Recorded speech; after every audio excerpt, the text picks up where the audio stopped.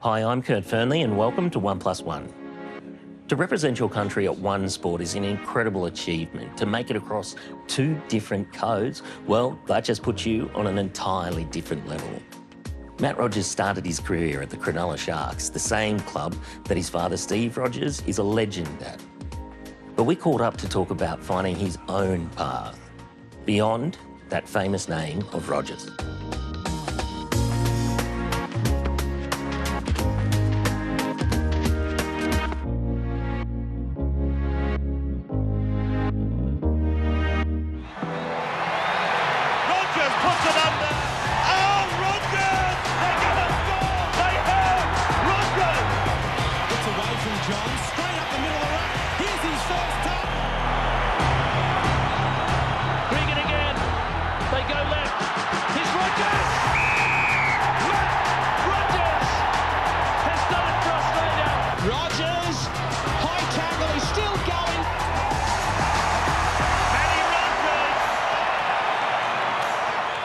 Matt Rogers, welcome to 1+1.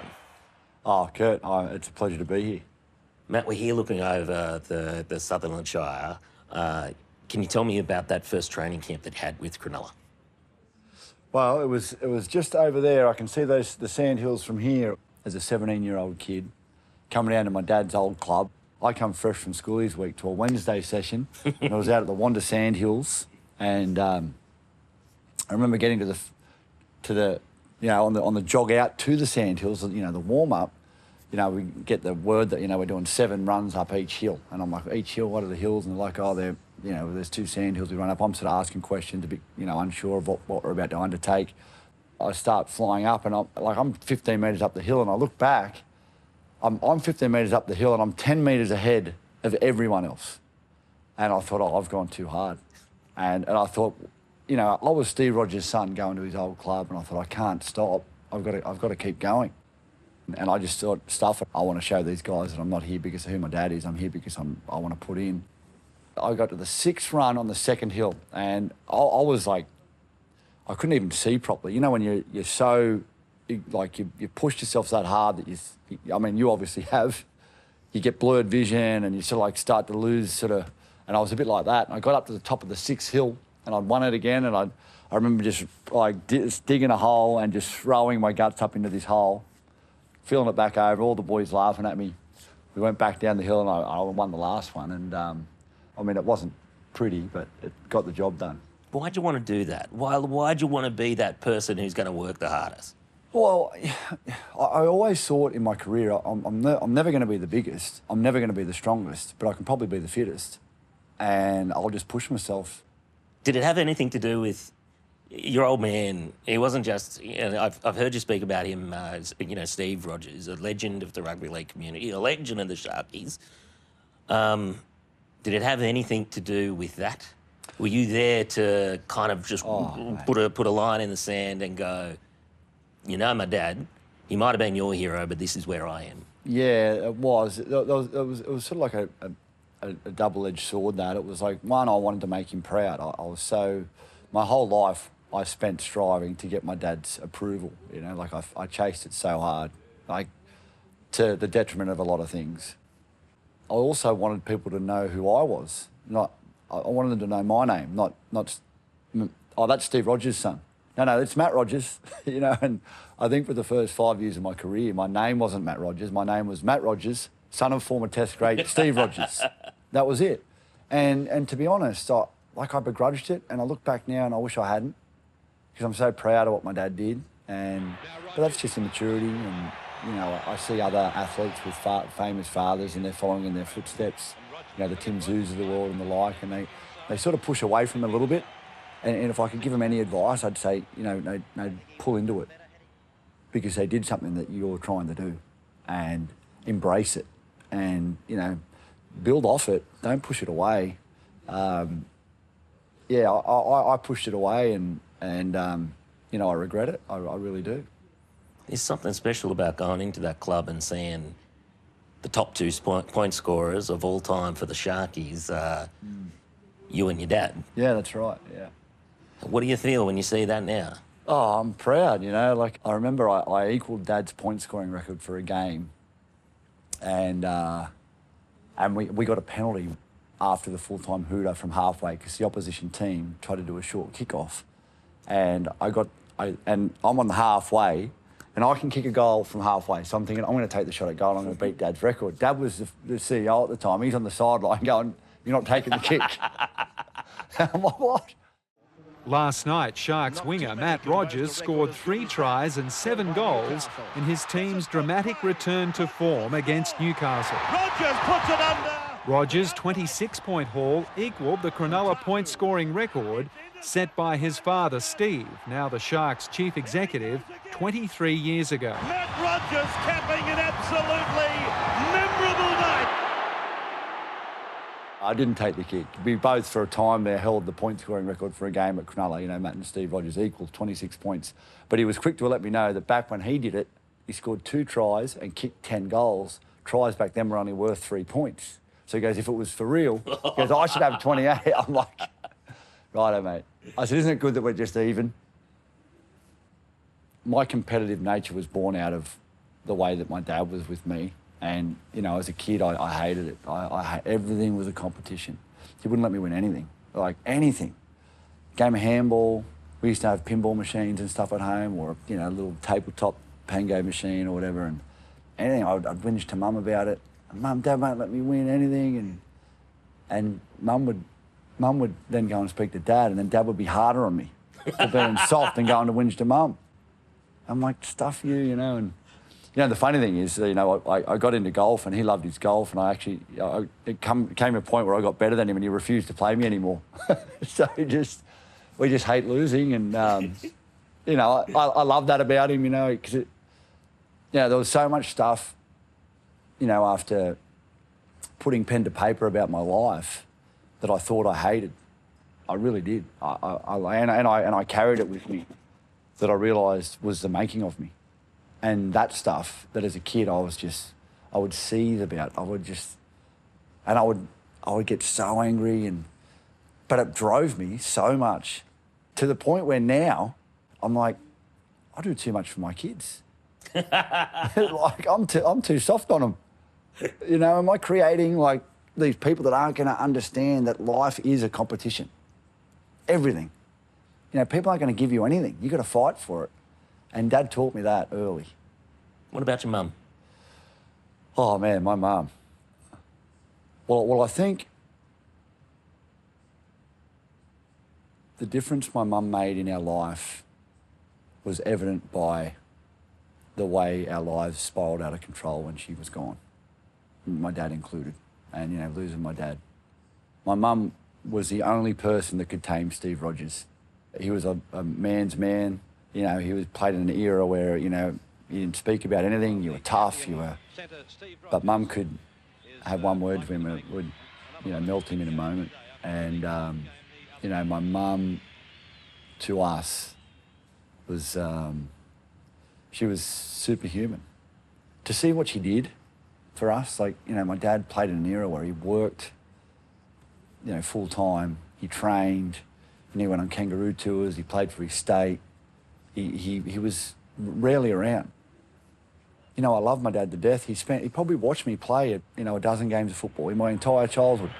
So the conversion attempt now to be taken by Rogers. The try scored not far to the right of the post. It should be a fairly easy conversion shot for Rogers. He had his own stuff going on. You know, he was an athlete himself. He had to play on the weekends. He was coaching when he'd finished playing. He was working. I don't begrudge him for that. That was the world that we lived in. But Mum was everything. Mum was at our games. She drove us everywhere. She picked us up. She, you know, looked after us when we hurt ourselves. She, you know, when we did need our dad, you know, she was the one that made sure he was there. You know, my mum was superhuman.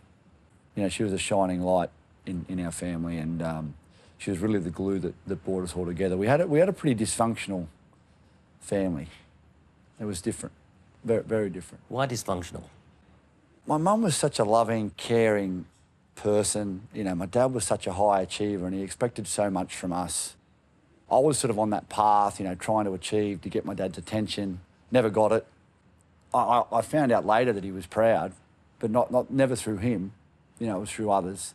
You know, my brother the same as me. He was trying so hard to get Dad's attention. You know, he was playing footy, busting his butt, but he wasn't quite at the level that I was at. So he got even less attention than me, and then sort of, I guess, in a sense, he rebelled a little bit and became, you know, a little bit of a troublesome kid. And, you know, my sister, she was a little girl and she was the apple of Dad's eye. And us two boys, we're doing everything we can to get Dad's attention. And Mel just had to wave at Dad. My sister is my mum reincarnate. She's the most beautiful human being. And my brother, you know, he was my hero as a kid growing up, and, you know, the troubles he's been through and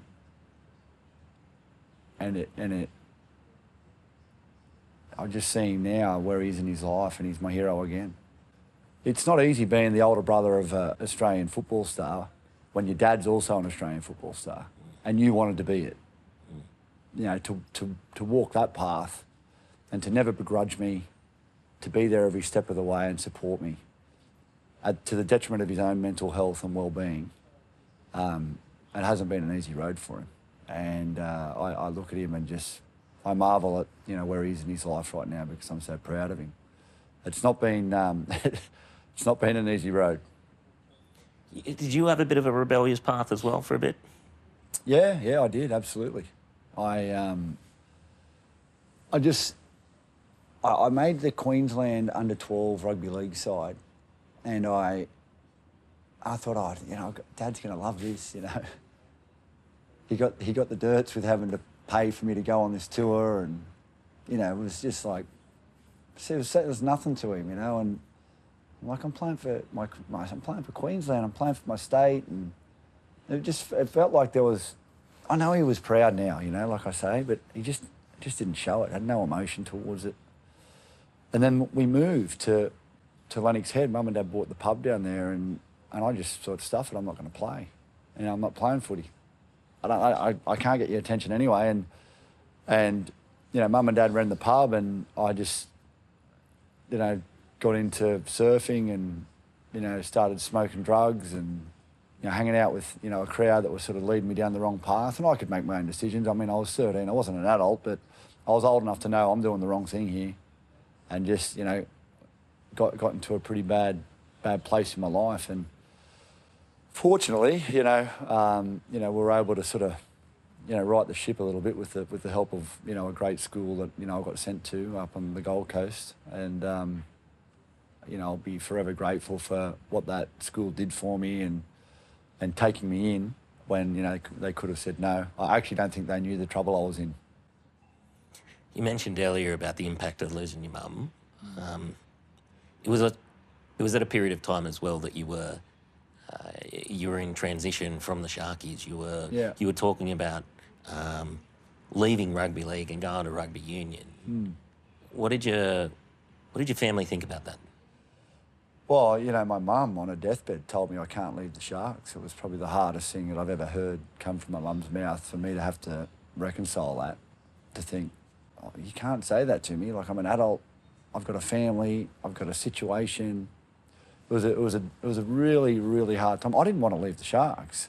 There were just some things that were going on that I knew I was better than a better player than rugby league was allowing me to be.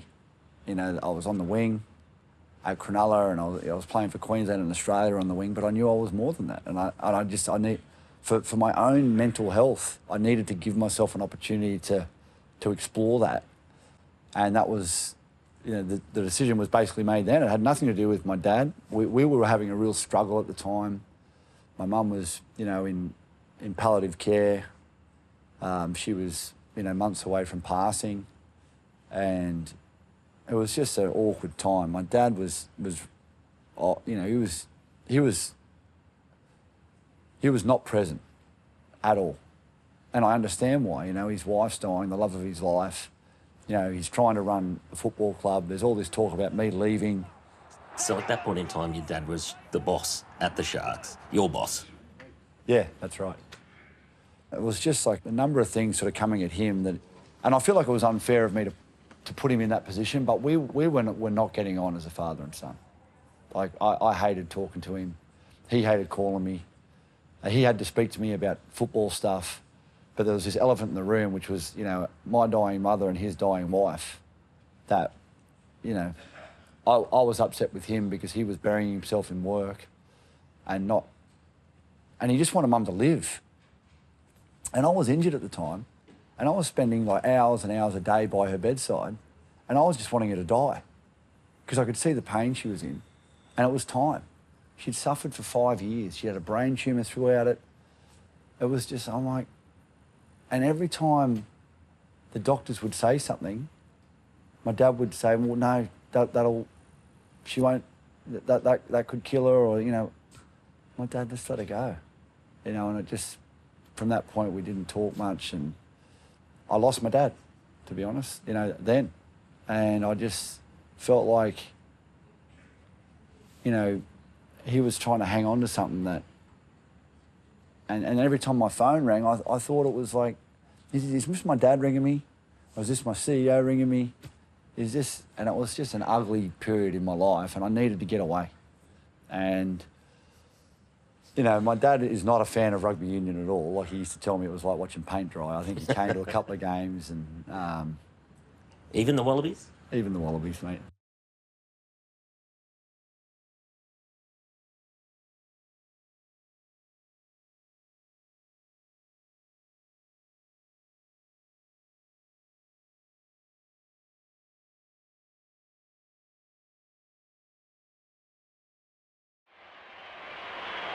Comes Steve Rogers, 18 years of age, and is this year's sensation, number 3. Steve Rogers' heart and soul was never too far from his beloved Cronulla.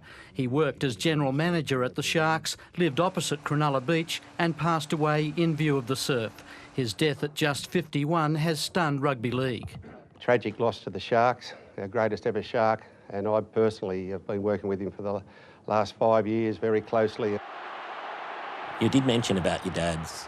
He wasn't the type to talk about stuff, you know, like he wasn't able to feel like he could process stuff out in the open. What have you learnt from that? Well, I've learnt to be specific. You know, I was going through some stuff a while back, and I went to my wife and I said, I'd lost a friend to suicide. It was just out of the blue. I knew he wasn't doing too well, but I didn't expect it. Like, who expects it? And it just happened, and it sent me on a bit of a loop. And I remember going to Chloe and I said, I'm struggling. I don't know what's going on in my head right now, but I think I need some help. I mean, she got on the phone straight away. She rang my friends. I don't know what made me say that to Chloe, because I don't know. I'm so grateful that she, and my brother recognised something actually, and he sort of knows me pretty well, and he rang me. So what's going on, you know? And I sort of told him, and anyway, I think my dad tried to tell me that, and that's why I'm saying, like, I've learnt. He tried to tell me. I remember him trying to tell me what was that going he was on, struggling. That he was struggling, but all he said was, "I've had enough." And I thought he meant his job. I didn't know whether he meant his job, you know, his partner that he was with at the time. And I'm just like, mate, don't worry about it. Just come live with me. You'll be fine.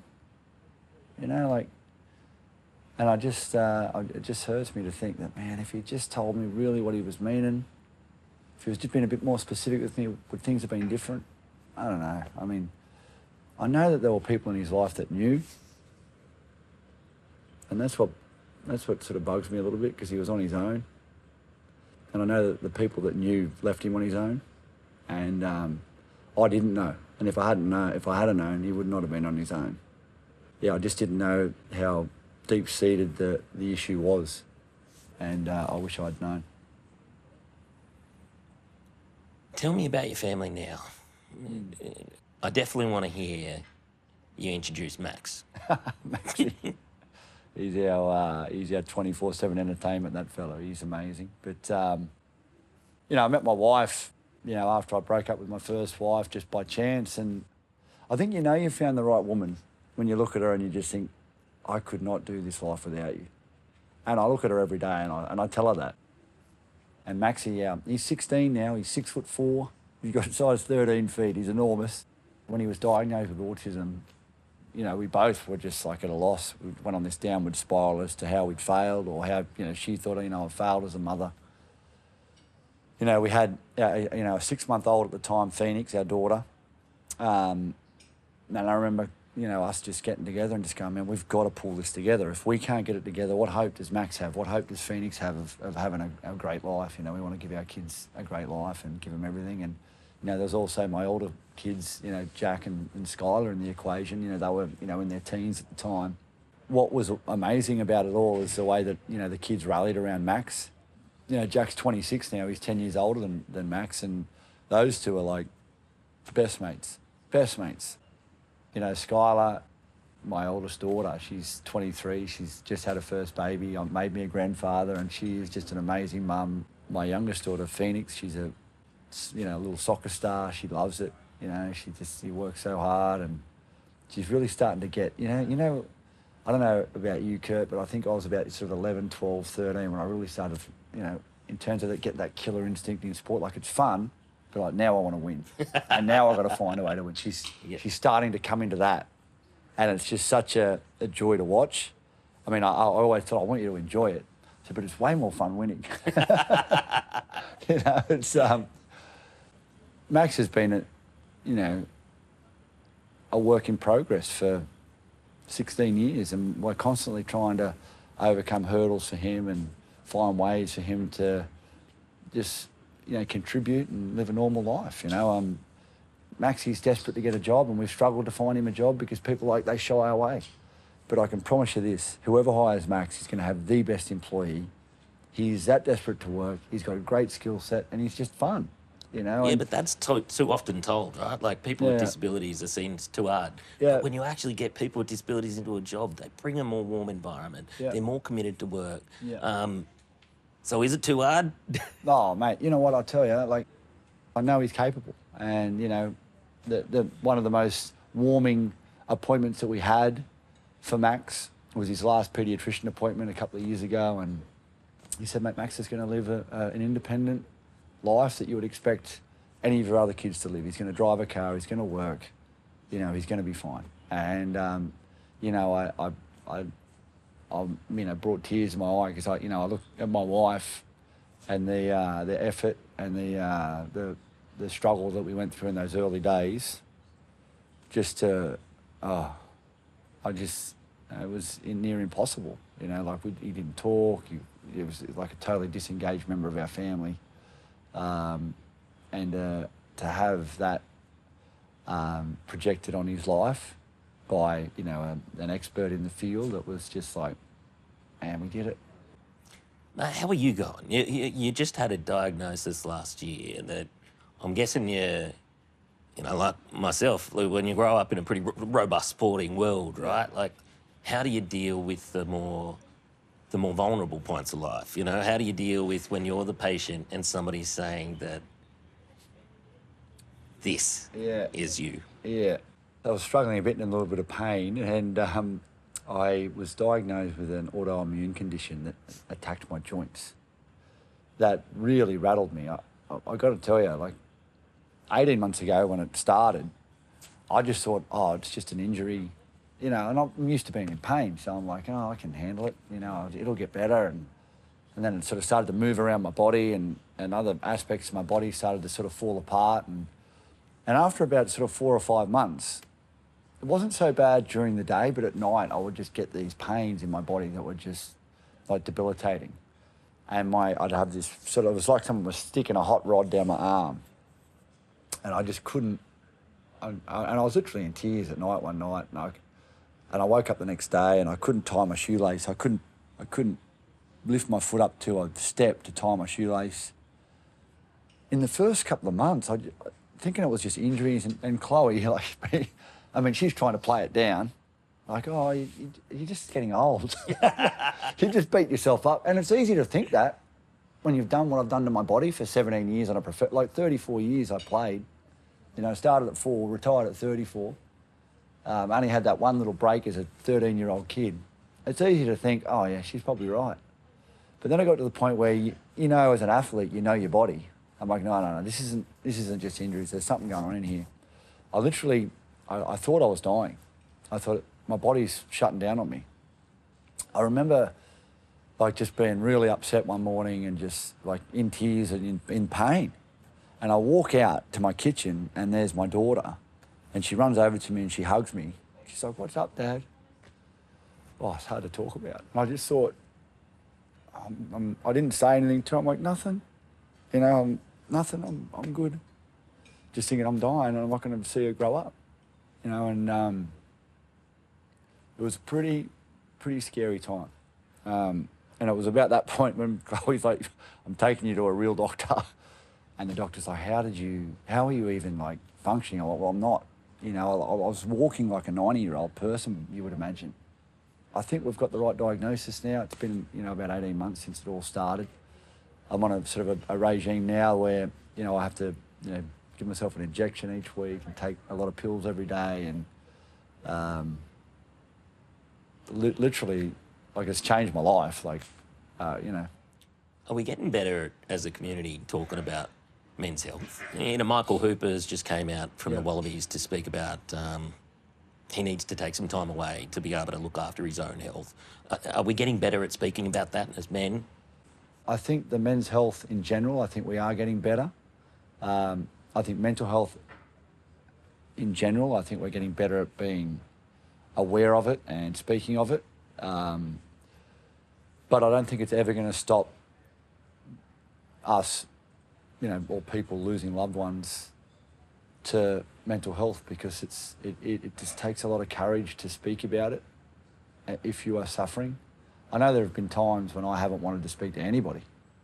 I think the most important thing as a friend or a family member is to recognise what mental health is and to understand, you know, the signs of someone who's struggling, so that you can go to someone who's struggling rather than them come to you. And I think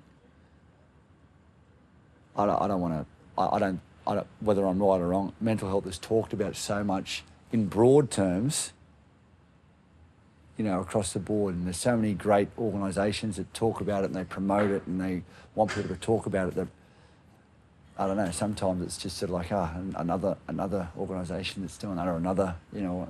But, man, when you're suffering from it, it's real, you know. And I think understanding it as a loved one of someone who's suffering it, to know those, to be able to identify what those things are, like what my brother did with me, you know, was probably... Make that phone call. Make that call and go, mate, how you going?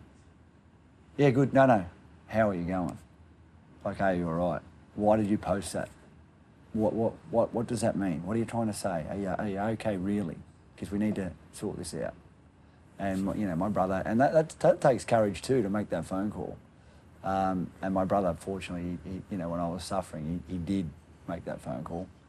And he came straight over and said, I'm not leaving until we get to the bottom of it, you know, and, you know, we're going to work it out. And, you know, grateful for that. I've heard you speak about that one of your biggest fears was that you would become insignificant, that you wanted to be a somebody. Yeah, it's weird, isn't it? Who are you? Well, that's changed. You know, I wanted to put my own mark on a sport. You know, I wanted to be someone in that world, and significant in that space. And man, I tell you, but when you go through what I've been through, you know, I want to be someone that when I walk away from someone's space, they feel better about themselves. Not, oh, geez, I'm glad he's gone. That's my goal. If I'm in someone's space, I want to leave them feeling better than when I arrived. That's significance. I think that's the perfect place to finish. I'm feeling better. So, Matt Rogers, thanks for joining me on 1+1. Oh, pleasure, mate. Thanks for having me.